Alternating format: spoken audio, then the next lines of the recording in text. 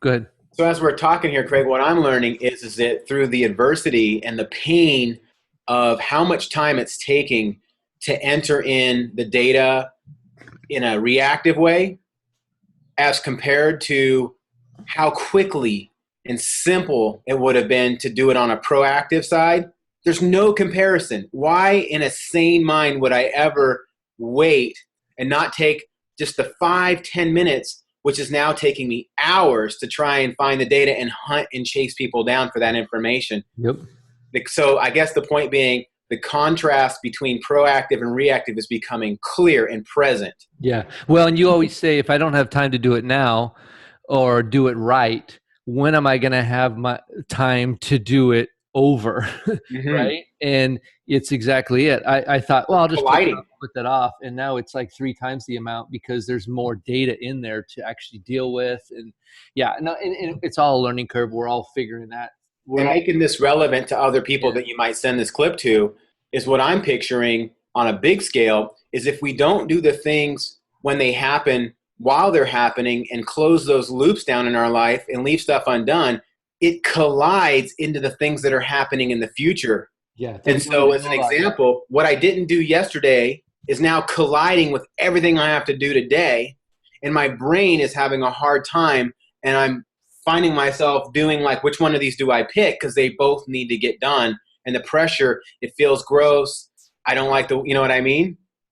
I know exactly what you mean. and then you have the choice, which most people don't know, of just staying stuck like that and living the rest of your life like that, and or saying, hey, no more of this. And I've got to put in some extra hours. Last night I was up a little longer to try and get this done because the tension got so great that I was like, I felt not just bad to letting you down and other people down on my team down, but I was like, this isn't who I am. This doesn't make sense. Yeah. Well, and the thing I see is moving forward, you either put less things on your plate, Mm-hmm. and then, but really putting things off that are important to do.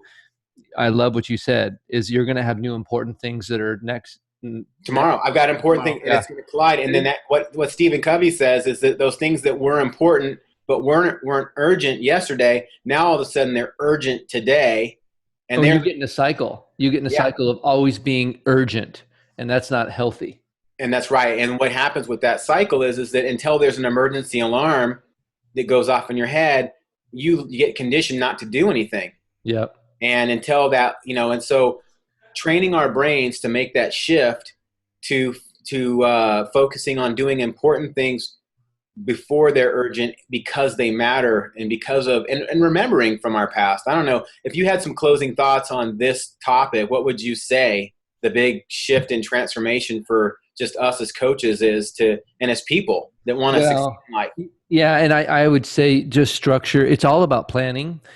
People usually overeat or don't eat and don't have good diets is not because they don't know what to eat. It's because they didn't plan for it. And the same thing is where's your Take Shape for Life time? Next time we do a challenge specifically, there'll be, you allocate yourself 30 minutes a week just to look your numbers over. So that would be 2 hours over the month that you would have spent a little bit at a time. And it's probably going to be very simple. And so my conclusion to all this is just having structured blocks of time where, like, I have on my calendar a chunk of time that's just Facebook promotion. And it's Mondays, and it's about an hour and a half. And I just sit on Facebook and do my thing, right? And because if I don't do it then, focus then I'll do it a little here, a little there, a little here, a little there. And then I end up not doing the other things that you're multitasking, you're distracted. Where was I last? Yep. And so the pitfalls and the naysayers are going to say, as a response to that, and I know you have an answer for every one of these, is, oh, well, I don't have the time to sit down and do a half hour of it. And based on what we've learned, what's your response to that? Well, you will end up either spending the 30 minutes of focus time and actually be very efficient, or it won't get done at all, or you'll end up spending 2 hours at night, when you should be on a date with your wife or something. That's right. That's something else. I love it, man. Well, I got to go speaking of my wife, I got to go take her to an appointment right now. Yeah. All right, man. It's good connecting. Yep. Thanks, Ray.